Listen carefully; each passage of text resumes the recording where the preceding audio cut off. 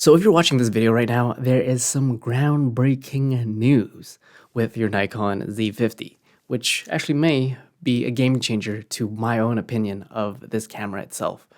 So if you've not downloaded the Nikon C2.4, I have a full video, link in the description below or in the comments, of exactly how you update your Nikon camera to the newest firmware. Doesn't matter what series camera it is.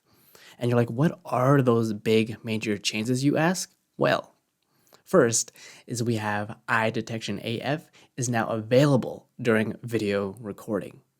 We also have improved eye detection performance for auto area AF.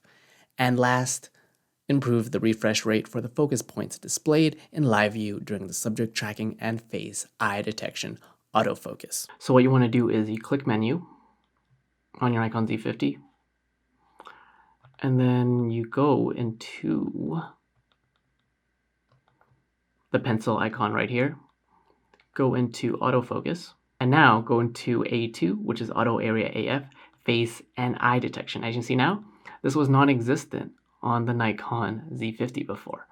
Now, all you need to do is turn that on, face and eye detection on, and before there used to be a little blurb down here that would be like, hey, this is only available for photos, video is not available, but now it's gone because you can have auto area face and eye detection for video. Because I got a comment saying, hey, now with the latest firmware, the Nikon Z2.4 with the Z50 now has IAF. Does that still mean the Nikon Z30 is that bad of a camera now because the Z50 exact same?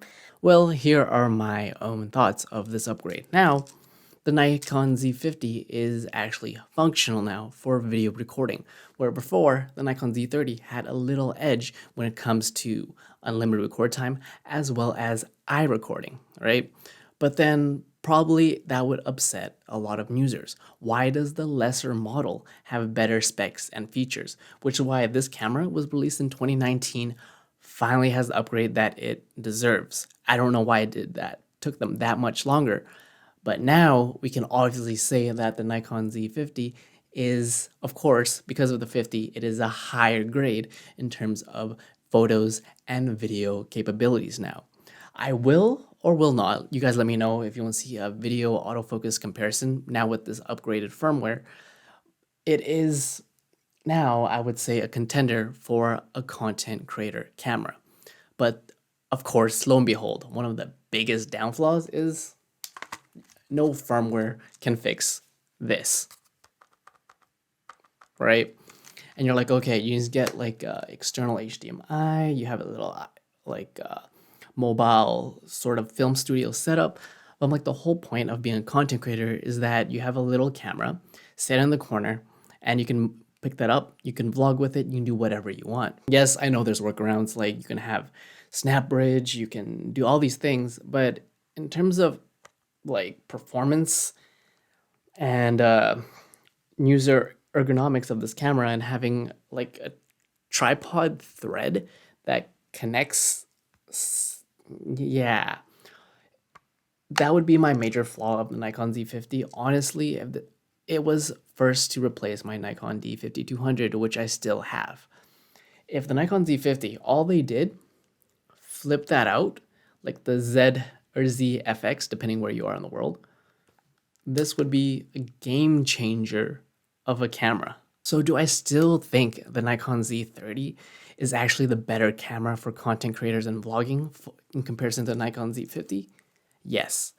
Due to the very fact of you have your unlimited record times, technically unlimited, but it's around 145 minutes, which is more long than you can get with the 30 limit record time on this Nikon Z50, as well as you have a tally lamp or tally light, right? You don't have that here. Functionality, bigger record button.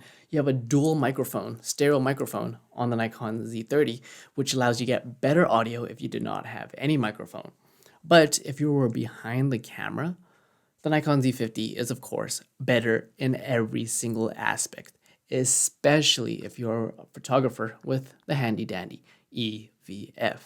If you want a more in-detail comparison of these two cameras, I literally have a video on that. Nikon Z30, Nikon Z50, same thing applies, but of course now this has video AF. The menu system on the Nikon Z30 is much more user interface friendly.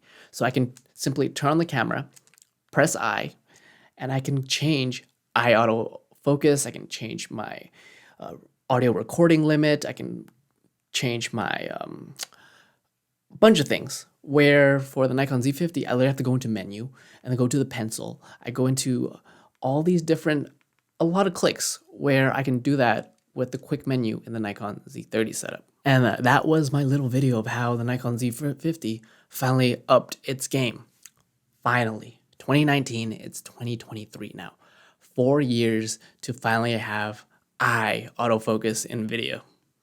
But this should dramatically improve the autofocus capabilities and functions that were lacking in the Nikon Z50 compared to its little brother, the Nikon Z30. If you want to get serious about video and content creation, I literally have a full camera guide of how you get the best quality settings for photos and videos, especially if you're a complete beginner. Link description below. My name is Peter. I help you create better content, and we all start with nothing, but you can always create something. Cheers, guys.